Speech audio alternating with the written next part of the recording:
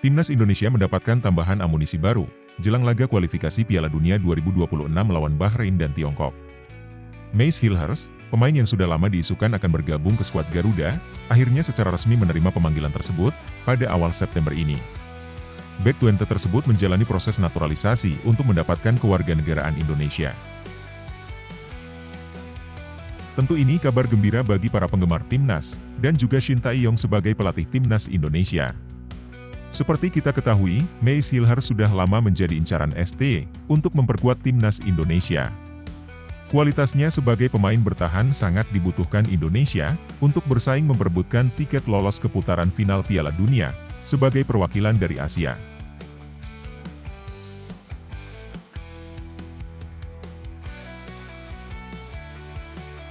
Bek berusia 23 tahun ini dapat dikatakan sebagai salah satu talenta yang tengah naik daun di Liga Belanda. Di usia yang masih tergolong muda, Mace mendapatkan kepercayaan besar di klubnya sebagai pemain utama di posisi bek tengah kanan. Hal tersebut bukan tanpa alasan. Pemain bertinggi badan 183 cm ini memiliki kemampuan defensif yang kuat. Fisik yang kuat dan pembacaan situasi permainan yang bagus membuat pemain berdarah Sulawesi ini cukup sulit dilewati lawan ketika berhadapan 1 lawan 1. Kualitasnya dalam melakukan tackle juga jadi senjata tambahan, terutama untuk menghentikan pemain lawan yang memiliki kecepatan dan dribbling bola yang baik. Data statistik juga menunjukkan hal tersebut. Performa defensif Mace Hilhers masuk pada kategori di atas rata-rata, dibandingkan dengan center back lainnya yang bermain di 7 liga top Eropa. Presentase tackle suksesnya juga menjadi bukti efektivitasnya dalam menghalau serangan lawan. Dari segi pergerakan, Mace tidak hanya pasif menunggu serangan lawan masuk ke area yang dijaganya. Pemain yang pernah membela Belanda U21 ini memiliki inisiatif yang bagus untuk bergerak keluar dari posisi aslinya demi mengintersep serangan lawan.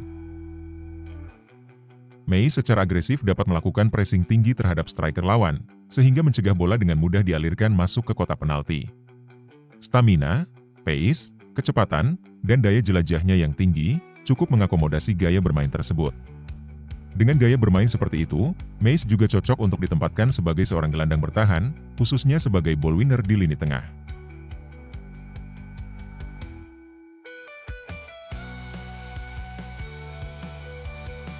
Sepak bola modern kini menuntut semua pemain untuk selalu terlibat dalam permainan, baik dalam fase bertahan maupun menyerang. Tak terkecuali pemain belakang. Pada fase menyerang, Mace tergolong sebagai bek yang dapat menguasai bola dengan baik. Pemain kelahiran Amersfoort, Belanda ini dapat diandalkan sebagai ball-playing defender yang dapat membangun serangan dari belakang dan mendistribusikan bola ke depan secara progresif. Selain memiliki akurasi long pass yang baik, Mace juga memiliki keberanian untuk menggiring bola ke depan, guna menembus pressing lawan. Catatan statistik lagi-lagi membuktikan hal tersebut. Mace Hilhers tergolong sebagai bek tengah yang dapat memprogresi bola dengan baik. Akurasi passingnya, baik passing pendek atau jauh, cukup mengakomodasi timnya untuk melakukan possession football yang kuat. Visinya yang baik dalam membaca situasi permainan, membuatnya tahu untuk kapan harus mengalirkan bola vertikal langsung ke depan, dan kapan melakukan switch play ke samping untuk merenggangkan blok pertahanan lawan. Kemampuan ini pastinya sangat dibutuhkan Timnas Indonesia, yang kerap kali nampak kesulitan dalam menembus pressing tinggi lawan.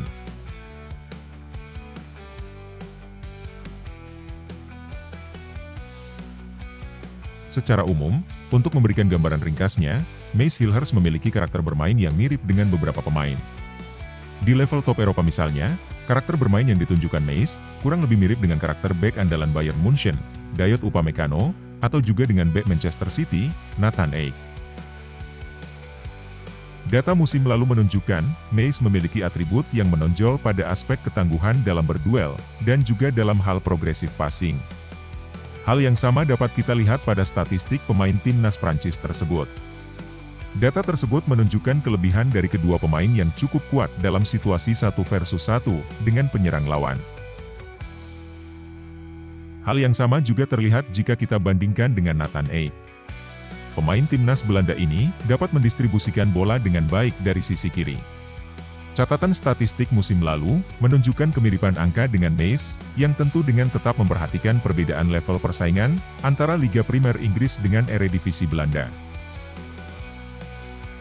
Di skuad Timnas Indonesia terkini, Rizky Ridho, dapat disebut memiliki karakter bermain yang kurang lebih sama dengan yang ditunjukkan Mace Hilhers. Bermain sebagai bek tengah kanan pada formasi 3-4-3, Ridho sejauh ini melakukan tugasnya dengan baik. Dengan kehadiran Mace, kedalaman skuad, dan persaingan internal untuk mendapatkan posisi di bek tengah kanan, akan menjadi lebih menarik.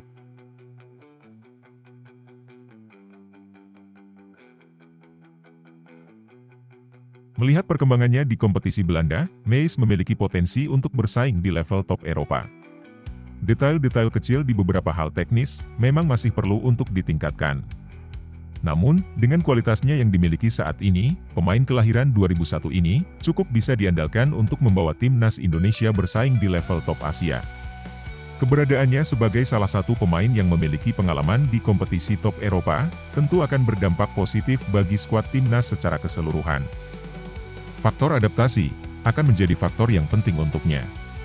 Perbedaan formasi dan gaya bermain di level klub dengan timnas akan menjadi tantangan tersendiri bagi Mace. Sedikitnya waktu berkumpul dan jarak tempuh yang cukup jauh dari Eropa ke Asia juga menjadi hal yang perlu diantisipasi.